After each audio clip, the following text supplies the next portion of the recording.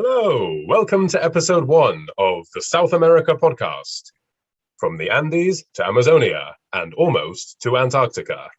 Today, I have a very special guest, Rik van Gijn, the principal investigator of the SAPPHIRE project we'll learn more about in the course of the episode. Welcome, Rik. Thank you.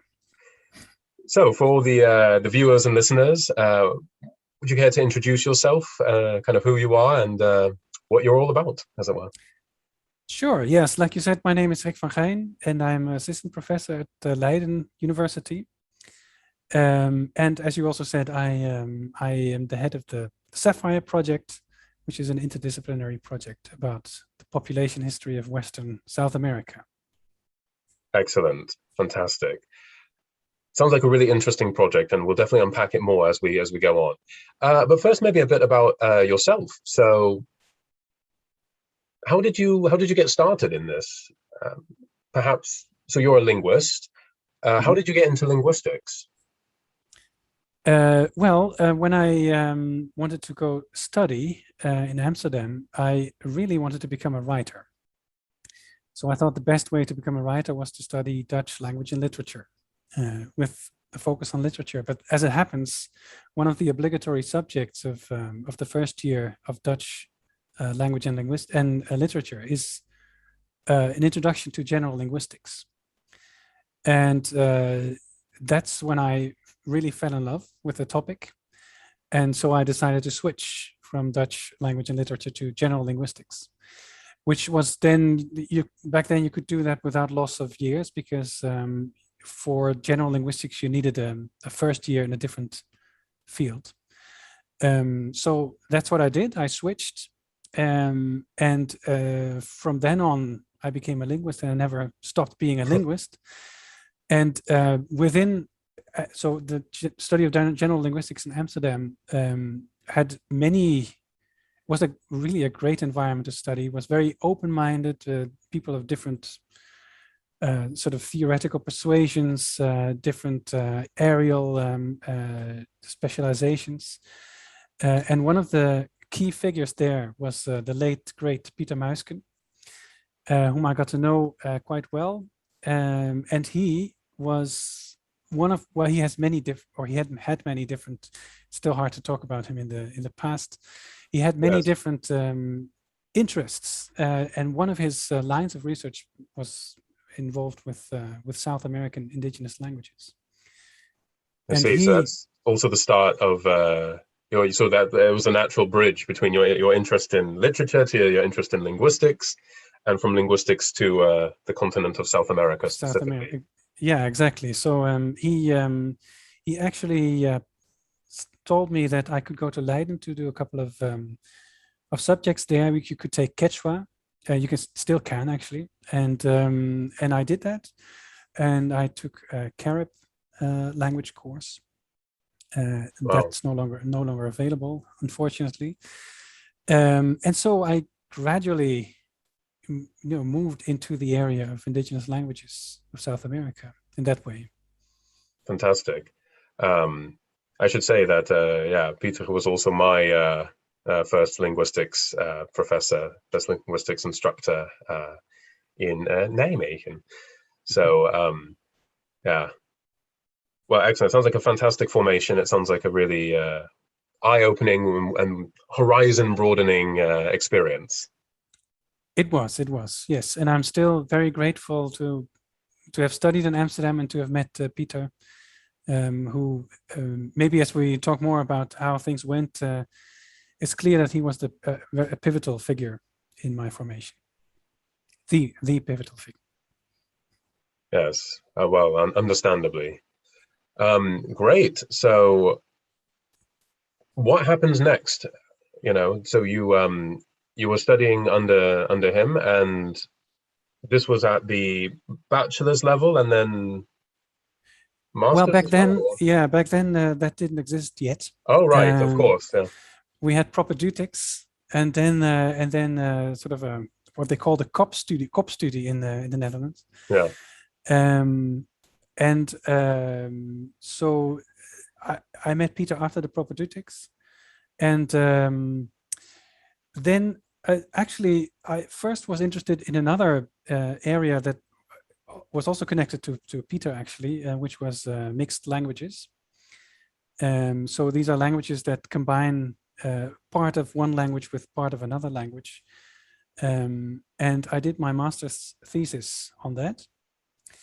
And then I decided I wanted to do a PhD project. And there were many different proposals that I considered, also including studying the secret language of the Shelta people in Britain. Oh, yes. But as it happens, Peter at that point received the Spinoza Award, which is, some people call that the Dutch Nobel Prize. And that's a fair amount of money to spend to your own liking. And he decided to spend it on the description of a couple of languages in Bolivia. And he told me that that those positions would become available, and whether I would be interested in applying. And I said I was, and so I did. And at that time, Peter was in Leiden, and so I applied in Leiden. But during the process of application, he moved to Nijmegen. And so I applied in Leiden, but was hired eventually in Nijmegen. And so I started my PhD there, which was a descriptive project of the isolate language Yuracare, a fieldwork project. Yuracare is small. The task describing a language that, to the best of our knowledge, has no living relatives, right? Exactly. Yeah. So people have looked at have tried to compare this language to other languages, but have not been able to discover any genealogical relationship to other languages. So that's called an isolate. Yeah. And this particular isolate called Yuracare was is spoken by about 2,500 people. So it's a comparatively small language, but if you look at the direct surroundings, it's actually one of the more healthy ones. And that's sad enough to have to say it like that, but that's what it is. And that was a description of the grammar, so the grammatical rules of that language.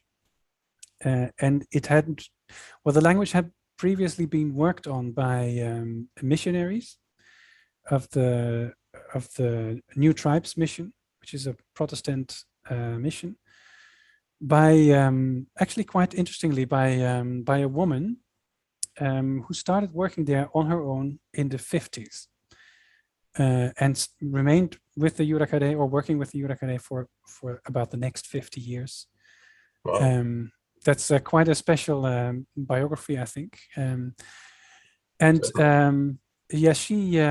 She gave me her materials, which helped me a lot figuring out how the language worked. And then I went on several fieldwork periods, which ended in this grammatical description, which was my PhD. So that was really diving into the South American continent.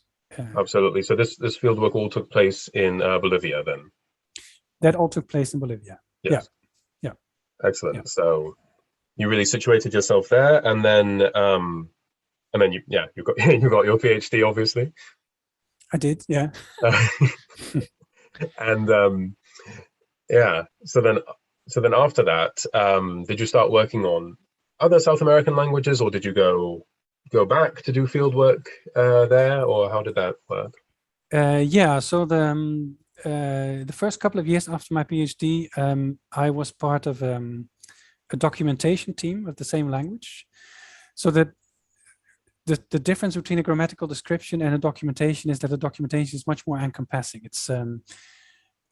It's not just the grammar rules, but it's studying a language in its broader context, so to speak. Mm-hmm. And it also involves, or in our case, it involves creating a whole archive of audio and video material of the language, hundreds of hours of Yuracare, and that was also in cooperation with an anthropologist. So this is sort of the first steps towards multidisciplinarity for me, and another linguist. And that was highly successful, I would say. In fact, so successful because I know so much more now about the language. I have so much more material. And this is something that has been on my agenda for, for about 20 years now. Well, it's an exaggeration, but 15 years.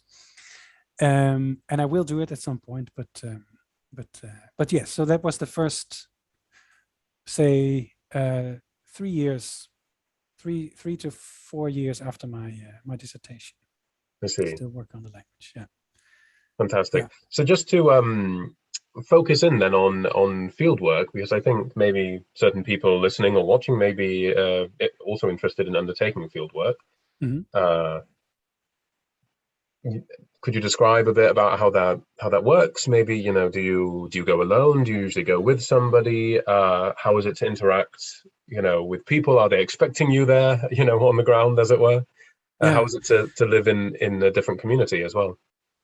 Well, I suppose I can't give a general answer to that question, but I can tell a bit about my experiences. I went alone, and I did have a contact through one of my supervisors, Millie Krevels. But the URAKD had no idea of my existence and the fact that I was coming to them. And so I went to this person, and he was a lawyer actually who worked at the municipality of Cochabamba, which is one of the major cities of Bolivia. Mm-hmm. And I managed to track him down and organize a conversation with him. And he used to work with one particular community of URAKD. So maybe as a bit of background, it's always for all the URAKD, it's very important to be clear about their rights to using land. Mm-hmm. And this is a perpetual struggle with the municipalities and the government, and they work together with lawyers for that, to make sure that they are given their rights. And this lawyer was the lawyer of that particular community, and he then organized a meeting between me and a few people who happened to be in Cochabamba at that point, because there are a few URAKD people who live in Cochabamba, but normally they live in the country. And we had a dinner together, and I discussed what I wanted to do with them. And then they promised that when they got back to their village to tell the other people about it, and that I would come over and then call a meeting basically and tell everyone in that village about what I wanted to do. And they would then vote whether they would accept me, basically. And we did that. But this village was part of a larger sort of, well, almost a sort of a constituency, you could say, with a president. And they said in the village, well, we're okay with you working here, but we have to ask the president. And the president lived, miles and miles, days and days of travel away. And they did have radio communication, so we tried to communicate with him, but he didn't respond, and it really took months before he responded. And his response was no. You cannot work here. So this is the reality of fieldwork, right? This can happen. Exactly, this can certainly happen. Yeah, but I had already started to work a little bit with people, because they had decided in their meeting that, we say it's okay that you work in this community, so you can start. So I had some data, not very much, but then after the president said no, I had to leave, and luckily for me, the URAKD live spread over a large area, also in areas where this particular president had nothing to say. So I went all the way around. I was at the sort of the URAKD they live in the center of Bolivia, so to speak. So well, almost the foothills of the Andes, but really in the Amazonian rainforest. But I was in the southern part, and I traveled all the way to the north, where there was another contact that I had, and he was well, he was a sort of I don't know how to describe him. He did community work, but he was connected to the Catholic Church. But he did community work among other people with the Yuracare, and he helped me a great deal. So this was Julio Rivera, he was called, and he brought me to the communities and introduced me, and that got me started in the end, really. So it took a very long time before I could actually start. So that is certainly one thing that you have to be aware of if you do field work, depending on where you are, obviously, but it's sometimes really not possible to say, I'll just go for 3 weeks, get as much data as I can, and then, go back again. So really, sometimes you have to have a really, you have to be very patient and have much time at your disposal to wait, because waiting, I would say that's actually probably a general aspect of fieldwork. Waiting is a large part of it. Yeah. Well, good things come to those who wait, right? Exactly. Yeah. Yeah, so it's all very interesting. So you go from this Bolivian isolate language to then what, population history in South America as a whole? I mean, how does this, how do you get from point A to, point Z or whatever? It seems like an interesting, route to take. Yeah, and it took a few years as well. But the thing is that if you do work on a single language and it doesn't have any relatives, so no sister languages, then you have to think about how you continue, because you have to broaden your horizon, your perspective, to keep developing your career and your interests. And some of my colleagues worked on languages which were part of a larger family, and the natural step for them to take is to look at that larger family, because through that family you can know new things about the history of that particular language that you've worked on, and where it fits into the family tree and those kinds of things. But if you work on an isolate which has no known relatives, you can't do that. So you have to think of other ways to understand more about the context and the history of this language. And as it happens, I was in Nijmegen in the surroundings with Pieter Muisken and Millie Krevels, and they both were very interested in language contact. And of course, language contact is a way that you can understand more about the history also of an isolate language, because it might not have relatives. It does have neighbors, and it interacts with the neighbors, or the speakers interact with each other. So in that way, languages may influence each other. And so that made me interested in language contact in the area. And so I developed a research plan to do what they call aerial typology. And aerial typology is sort of determining which linguistic characteristic is where in a geography. Right. So typology is sort of the study of type, as it were. To break it down in a banal way, it's the type of language. What features does the language have, right?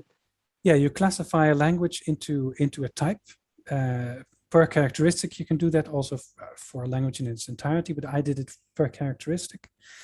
And if you look at the distribution of all those characteristics connected to individual languages, you might be able to say something about the history of those languages. So who was in contact with whom, and what traces of language A can you see in language B, those kinds of things. And so I developed a research project, and I was awarded a Veni scholarship to do that. And from there, I went to Switzerland, to Zurich, where I did more comparative work in collaboration with Balthasar Pickel and Fernando Zuniga, who were the professors there. And that sort of really broadened my horizon from this narrow focus on Yuracare to a broader focus on the immediate vicinity of Yuracare and eventually the whole continent. And so in that transition, which took several years, so I'm sort of fast forwarding a bit, but in that transition, I went from being a descriptive linguist to becoming what they call a comparative linguist, or an aerial typologist, could also say it. And so that gave me, and all the input that I got from the context in Nijmegen with Peter and in Switzerland of Balthasar, that gave me a much broader perspective, really. And it also showed me that if you want to know more about a language like Yuracare and its past, you really need to dig into all the aspects of the history that you can. And linguistics is one aspect of that. But of course, being human and doing human things is more than just speaking. It's exchanging ideas, it's exchanging material culture, it's also marrying with each other and procreating. It's also how you interact with the geography. So I realized during all those comparative projects that it's all very fine to compare languages to each other and to try and say something about the past. But if you really want to know something, you need to combine signals from different disciplines and to compare the stories that each discipline tells you about the history of a particular area or language or group of languages or whatever. And then you might be able to create the full picture, or as full as you can, because you can never create a full picture, obviously. But combining all the traces may allow you to dig into a past that is not attainable through the written record, for instance. And that's something that I think that's really key to highlight for South America, is that if you contrast it with a continent like Europe, written records are not as present. This is particularly pertinent to, I think, historians, but it's definitely pertinent to everybody else dealing with any human science in South America. Yeah. Is that not all the cultures that you might want to investigate are going to produce written records, as it were. In the case of difference. There's a difference here. In the case in South America, that's actually quite astonishing, because we know that there were vast empires there. We knew that about the Andes already, but we are learning that also about the Amazon area, that there were quite big empires, and it's actually quite surprising that none of them has produced a written record.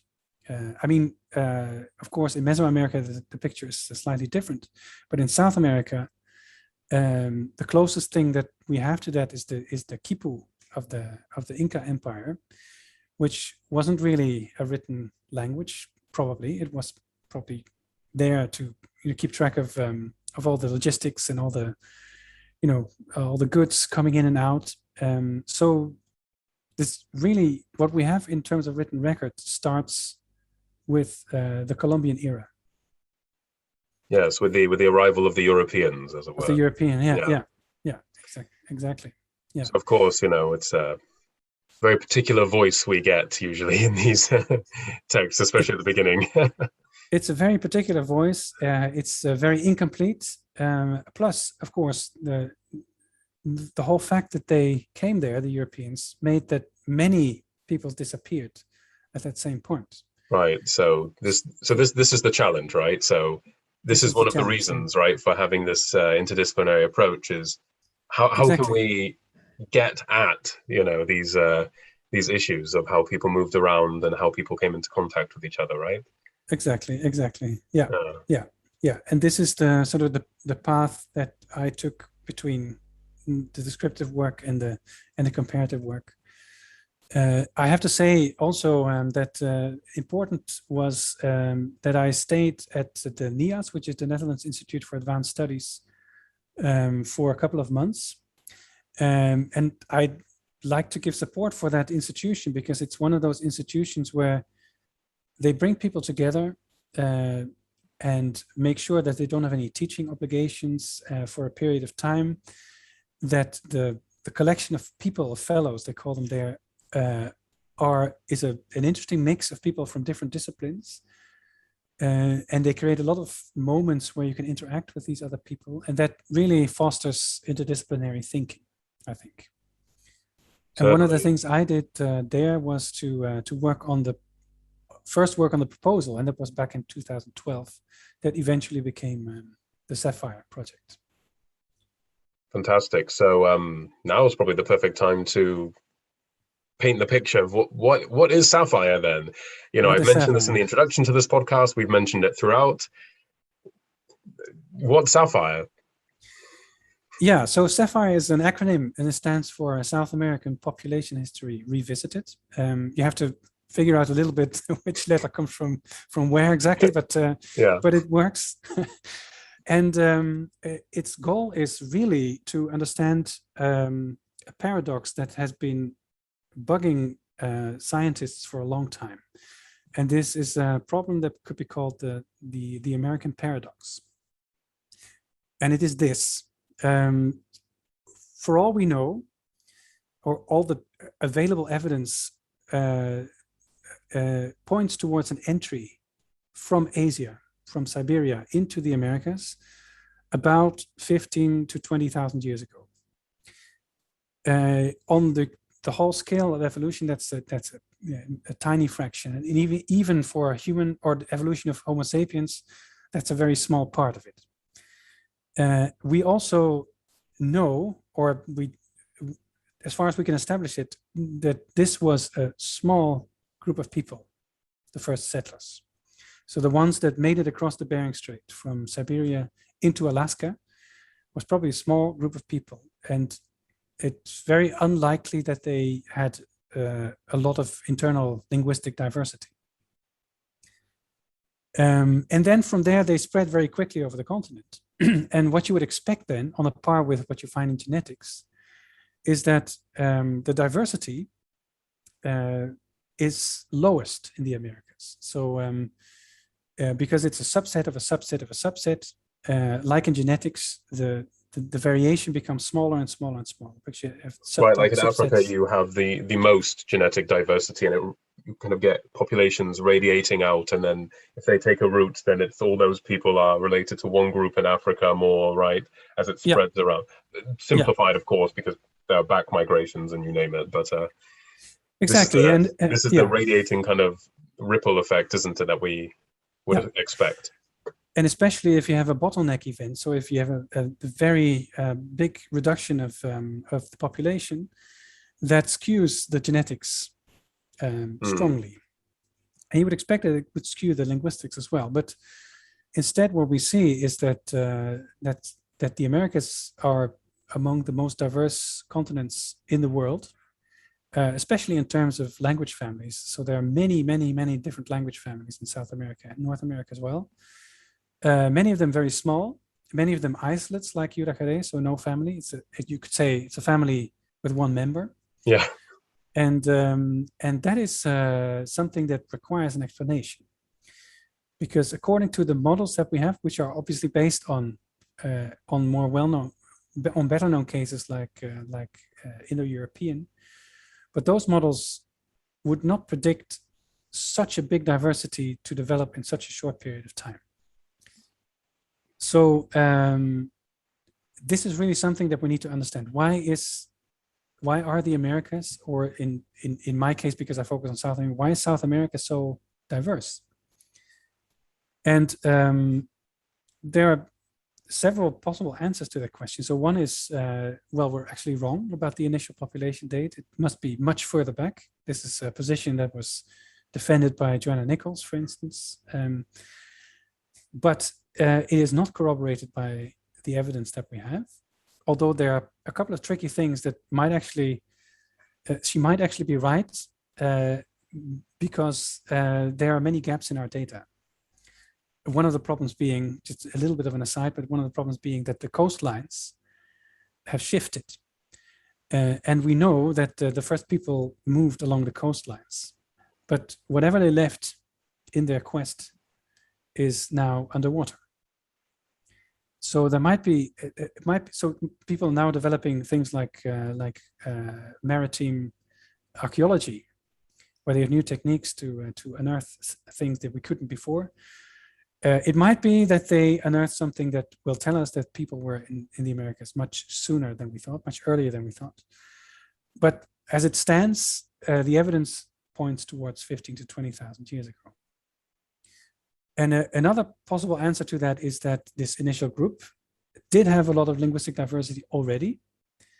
But like I said, this was a small group, so that's also quite unlikely. That if you have a couple of people that almost everybody speaks a different language, that's pretty hard to believe. And so then a third answer remains, is that the diversification process in the Americas went much faster than in other continents. And this is something that most people are now still pursuing, that line of thought. And that means that there's something in the social historical dynamics in South America that made these languages diversify faster. And this, yeah, that's a very interesting puzzle, and that is the puzzle that lies at the heart of SAPPHIRE. So we want to understand the social historical dynamics so that we can understand the linguistic diversity patterns. That is the sort of the key focus of the project. Yeah, well, it's fascinating, frankly, and it's really highlights, as I think you said, the need to come at this from multiple angles, because it's quite the puzzle. It's quite the paradox, like you said. Why is this the case? And if people aren't saying, oh, you know, in this year we did this, we went there, and we met these people, then maybe you don't know, you know, what the contact events were, you know. Yeah. Or at what time. So from distant past and until now, I mean, it's, yeah, you have to get at it through more than just what's on a page somewhere. And certainly, yeah, I think you provide a compelling reason why we should all have these kind of interesting cross-disciplinary fertilization events where we can really look at issues from a wide range of perspectives and, well, chip away at what we think actually happened. Exactly. Yeah. I think it's in this case it's certainly necessary. There's no other way forward. Yeah, absolutely. So yeah, I mean, in the initial episodes of this podcast, I'll be talking with other members of this project. So we'll hear a lot more about SAPPHIRE from lots of different angles, and you've certainly given us a lot about the linguistic context, but also set the scene for these upcoming episodes. So thank you very much for that. I think probably it would be a nice place to end, but not before you could perhaps give some advice to the up-and-coming generation, as it were, whether linguists or South Americanists of any kind who may be listening to this podcast. One can only hope. What would you say? What would you give as a piece of advice to kickstart a career in these fascinating fields? Well, that's quite a hard question, also because it interacts with personality, and also because the whole academic landscape evolves all the time.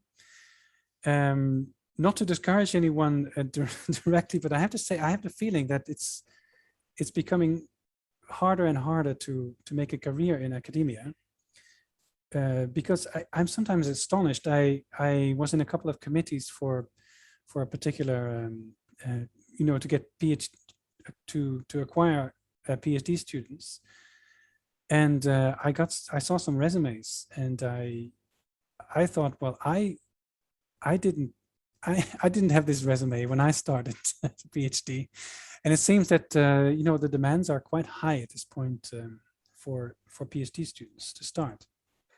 Certainly. Having said that, I think I still think, I mean, it's all very important that you have shown that you're interested in doing research, that you have shown that you have an analytical mind, that you can publish, that you can present. to me, the key ingredient is always curiosity and fascination. That is really what it's about. If you're not absolutely fascinated by a topic, then the chances that you'll make it are, I suppose, slim. But if you have this spark, if you really want to know how things work, then I think you have a very solid basis to work your way towards an academic career from.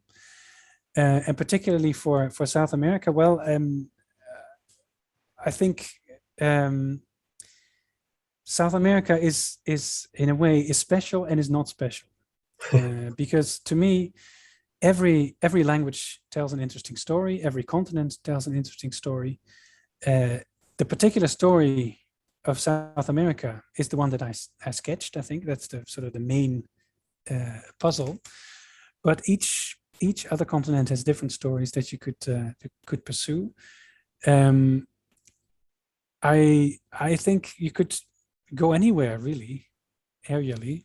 There's interesting, fascinating stories around every corner. So, but as long as you're driven by your fascination, and other thing you need is stamina, I think. So maybe as a sort of a background, maybe I can say that. So I